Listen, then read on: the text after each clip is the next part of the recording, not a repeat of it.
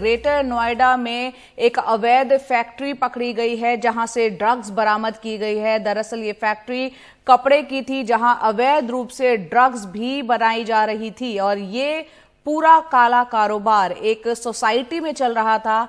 यहीं से कपड़े के बंडल में छिपाकर नेपाल, मुंबई, बांग्लादेश और पूर्वोत्तर के राज्यों तक ड्रग्स भेजी जा रही थी और इस पूरे मामले में 3 विदेशी नागरिकों की गिरफ्तारी हुई है।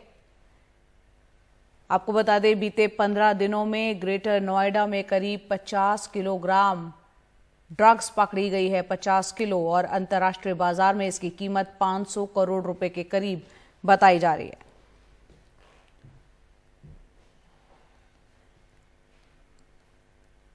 पकड़े गए अभियुक्तों और रिमांड पर लाए गए अभियुक्त चिड़ी के बयानों के अनुसार 2 शेल कंपनियों का भी पता चला है जिसके मार्फत से इनका व्यापार देश के बाहर किया जा रहा था। 2 शेल कंपनियों की भी पड़ताल की जा रही है। दिल्ली के एक स्थान पर एक ड्रॉप बॉक्स की भी बात सामने आई है जिसके मार्फत से कुरियर के माध्यम से निर्मित ड्रग को बाहर भेजने की बात बोली गई है। पकड़े गए ड्रग, अर्ध निर्मित ड्रग तथा रॉ मटेरियल की बाजार में अंतर्राष्ट्रीय मार्केट में वैल्यू लगभग 150 करोड़ के करीब आएगी। और ज्यादा अपडेट के साथ हमारे सहयोगी रवीश रंजन शुक्ला फोन लाइन पर जुड़ रहे हैं। यहाँ पर रवीश, बताएं ये पूरा मामला क्या है? ग्रेटर नोएडा से जिस फैक्ट्री से ड्रग्स बरामद हुई है, किस चीज की ये फैक्ट्री थी, कितने लोग पकड़े गए और कैसे ये चीज सामने निकल कर आई है? जी देखिए जय, ये गुरुवार को पुलिस ने छापा मारा था और ग्रेटर नोएडा के मित्रा एक सोसाइटी है, वहां पर 3 मंजिला मकान किराए पर लिया गया था और ये कहकर किराए पर लिया गया था कि यहाँ पर कपड़े की ये फैक्ट्री है और सारे सोसाइटी के लोग यही जान रहे थे कि ये कपड़े की फैक्ट्री है। लेकिन कल जब पुलिस ने छापा मारा तो वहां पर बड़ी तादाद में MDMA नाम का एक जो ड्रग होता है, जो सिंथेटिक ड्रग होता है, उसको यहाँ पर बनाया जा रहा था। यानी कपड़ा फैक्ट्री की आड़ में ये ड्रग फैक्ट्री चलाई जा रही थी और ये बहुत ही गंभीर मामला है जया, क्योंकि 15 दिन के भीतर ये दूसरी ऐसी फैक्ट्री है जिसका ग्रेटर नोएडा में पता चला है। 16 तारीख को सबसे पहले एक फैक्ट्री का पता चला था कि इस फैक्ट्री में सूरजपुर थाने के अंतर्गत इस फैक्ट्री में ड्रग्स बन रहा था। उस फैक्ट्री से तकरीबन 30 किलो के आसपास जो है वो सिंथेटिक ड्रग बरामद किया गया था और जब उसके मुख्य आरोपी जो कि नाइजीरिया से जिनका ताल्लुक है, चिड़ी नाम बताया जा रहा है, तो उस चिड़ी को जब पकड़ा गया तो उससे जब पूछताछ की गई तब पता चला कि एक और ये फैक्ट्री है। तो उसकी जानकारी के आधार पर पुलिस ने गुरुवार को फिर इस फैक्ट्री पर छापा मारा। तब यहाँ पर जो है वो 3 विदेशी नागरिकों के साथ में तकरीबन जो है आप 150 करोड़ रुपए से ज्यादा का ड्रग्स यहाँ पर पकड़ा गया है।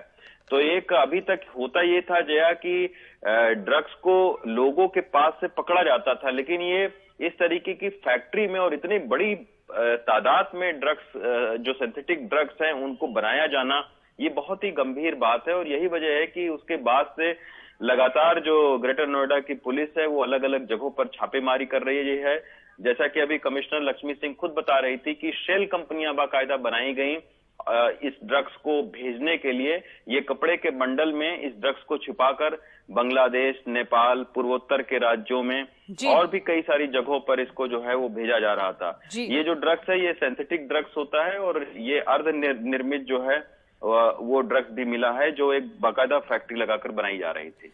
बिल्कुल, ये बेहद गंभीर मामला है रवीश कि 15 दिनों में ग्रेटर नोएडा से करीब 50 किलो ड्रग्स बरामद होती है, 500 करोड़ उसकी अंतर्राष्ट्रीय बाजार में कीमत है। इसका नेक्सस कितना बड़ा हो सकता है? क्योंकि यहाँ पर आप बता रहे हैं कपड़ा फैक्ट्री बताया गया था और बन रही थी सेंसिटिव ड्रग्स और इसको 15 दिनों में ही ये छापेमारी में इस तरह की खबर निकल कर आई है। जी बिल्कुल जय, बहुत ही गंभीर मामला है। यही वजह है कि जब से ये ड्रग्स की 2 फैक्ट्रियां पकड़ी गई हैं उसके बाद में लगातार ग्रेटर नोएडा पुलिस ने कई सारी टीमें बनाई हैं और अब जो भी गौतम बुद्ध नगर में इलीगल विदेशी नागरिक रह रहे हैं उनकी एक तरीके से धरपकड़ हो रही है। कल एक सोसाइटी में पुलिस ने छापा मारा, यहाँ पर 20 अवैध जो विदेशी नागरिक थे जिनका वीजा कंप्लीट हो चुका था लेकिन फिर भी वो रह रहे थे, तो उनको पकड़ा गया है और उनको डिपोर्ट किया जा रहा है। इस तरीके से पुलिस का ये कहना है कि कई सारे जो विदेशी नागरिक हैं वो बिजनेस वीजा पर जो है वो भारत में आते हैं और उसके बाद में वो एक किराए की प्रॉपर्टी लेते हैं और फिर वहां पर इस तरीके की जो अवैध फैक्ट्री है ड्रग्स बनाने की या रवीश, फिर जैसे कि ड्रग्स को आपने यहाँ भेजे बताया जाने की। ये सोसाइटी में ये फैक्ट्री चल रही थी, तो यही अपने आप में हैरानी की बात है कि कैसे एक रेजिडेंशियल एरिया में ये फैक्ट्री चल रही थी, उसको परमिशन किसने दी थी और ये कब से अवैध तरीके से चलती चली आ रही थी, इसकी भी जांच होनी चाहिए। जी बिल्कुल जय, इसकी जांच हो रही है क्योंकि जो जिनका मकान है उनको ये बताया गया था कि ये कपड़े की यहाँ पर फैक्ट्री लगाना चाहते थे और उसके बाद में उन्होंने मकान दिया। इसमें ये भी देखा जा रहा है कि क्या इन विदेशी नागरिकों की पुलिस वेरिफिकेशन हुई है कि नहीं, इस बात की भी जांच की जा रही है। लेकिन आमतौर पर ये होता है कि ज्यादा किराए का लालच देकर ये लोग जो है वो प्रॉपर्टी ले लेते हैं किराए पर और उसके बाद में इन लोगों ने कपड़ा फैक्ट्री का बोर्ड भी लगाया हुआ था, बाहर एक सीसीटीवी भी लगाया हुआ था ताकि अगर कोई बाहर से अंदर फैक्ट्री की तरफ आए तो उसको पहले से देख सकें और उसको वहीं रोक सकें। अंदर 3 मंजिला एक मकान है, काफी बड़ा एक मकान इन्होंने किराए पर लिया था। तो पहली मंजिल पर तो कपड़े के कुछ वहां पर डिस्प्ले किया गया था, लेकिन ऊपर के मंजिलों में इन्होंने ड्रग्स बनाना शुरू कर दिया था और ये कई महीनों से ये ड्रग्स की फैक्ट्री यहाँ पर चल रही थी।